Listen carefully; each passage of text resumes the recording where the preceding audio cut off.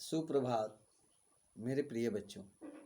बेटा, आप सभी संत परंपरा के सर्वश्रेष्ठ कवि कबीरदास जी के बारे में जान चुके हैं। आज हम आप लोगों को इसी महान संत के रचनाओं के बारे में ज्ञात कराएंगे। इससे पहले इस महान संत ने स्वयं अपनी वाणी से ये स्वीकार कर चुके हैं कि मस कागज छुयो नहीं, कलम गही नहीं हाथ, चार युगों का महात्मा मुख जनाई बात। ये संत पढ़ा लिखा तो नहीं था, लेकिन जन्मजात प्रतिभा इतनी प्रबल थी कि अपने इस प्रतिभा के बल से समाज के भूले भटके हुए लोगों को उपदेश देने के लिए जो सद संदेश दिए, वे संदेश ही स्वयं अपने आप में काव्य का स्वरूप धारण करते हुए चले गए।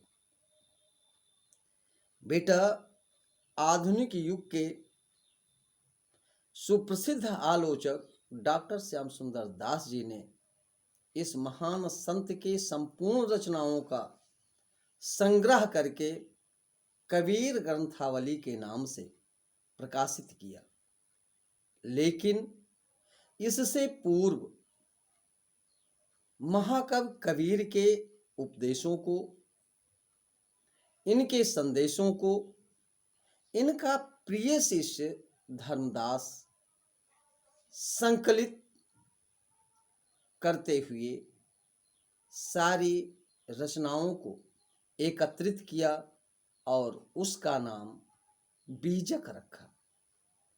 ये संत, जैसा कि आप लोग जान चुके हैं कि साधु संतों के संसर्ग से देशाटन करते हुए जो ज्ञानार्जन प्राप्त किए, उसी को अपने अनुभव की कसौटी पर कसते हुए साधारण जनता के सामने उपदेश के रूप में प्रस्तुत किया।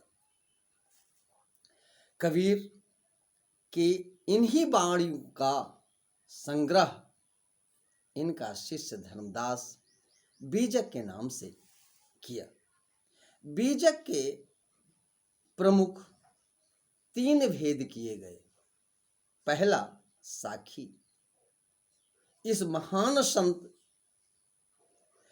के शिक्षाओं और सिद्धांतों का प्रस्तुतिकरण साखी में हुआ है, जो दोहा छंद के अंतर्गत प्रस्तुत किया गया है। महाकवि कबीर के दोहे आम बोलचाल की भाषा में होते हुए भी इतने प्रभावशाली हैं कि लोगों के हृदय को झकझोरकर रख देते हैं। प्रत्येक व्यक्ति इनके दोहों को सुनने के पश्चात प्रभावित हुए बिना नहीं रह सकता है। जैसे सत्य के संदेश को देना हुआ, तो देखिए इनका ये दोहा, सांच बराबर तप नहीं, झूठ बराबर पाप, जाके हृदय सांच है, ताके हृदय।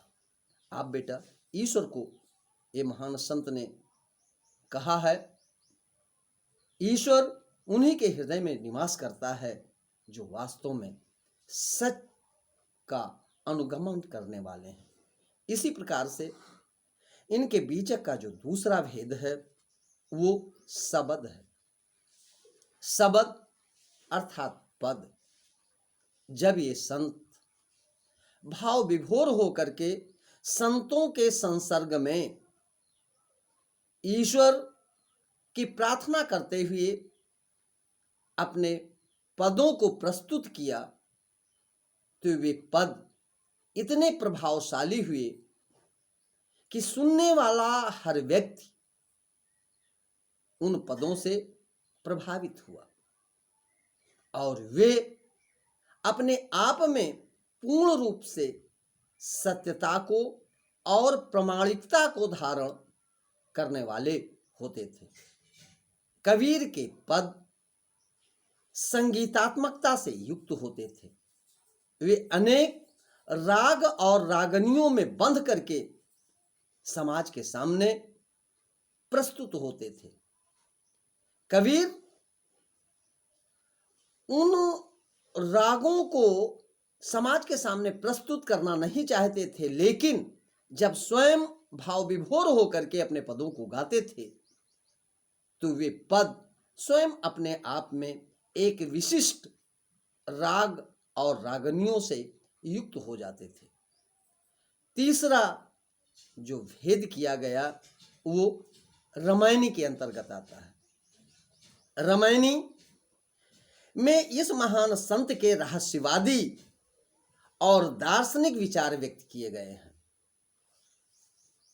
जिसके अंतर्गत इनके जो उक्तियां हैं, इनके जो शब्द हैं, वो चौपाई छंद के अंतर्गत व्यक्त किए गए हैं।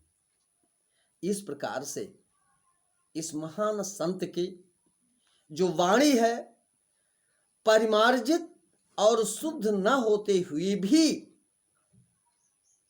संतों के उस समय में प्रचलित समाज के लोगों के जो शब्द हैं, उनकी जो भाषा है, उनकी आम बोलचाल की भाषा, अनेक प्रकार की भाषाओं के शब्दों के समावेश होने पर भी इस संत के जो उपदेश हैं वे लोगों के लिए बहुत ही कल्याणकारी हैं। वैसे आप लोग ये समझ ही चुके हैं कि कबीर एक वो नाम है जो निडरता का प्रतीक है। वे समाज में के लोगों के विरोधों को स्वीकार किया, उस पे ध्यान न देते हुए जो उनके हित में था वही उपदेश लोगों को देने का प्रयास किए, और इस प्रकार से वे पूर्ण निडरता के साथ समाज में फैले आडंबर, अंधविश्वास, सामाजिक कुरीतियों को हमेशा दूर करने का प्रयास किया। उन्होंने अज्ञानता में डूबी हुई मानवता को नया सत मार्ग दिखाने का प्रयास किया, और यही कारण है कि बेटा इस महान संत की वाणी उस समय के समाज के लोगों के लिए तो कल्याणकारी थी ही, बल्कि जब तक मानव जाति इस सृष्टि पर है, इस महान संत के संदेश सतत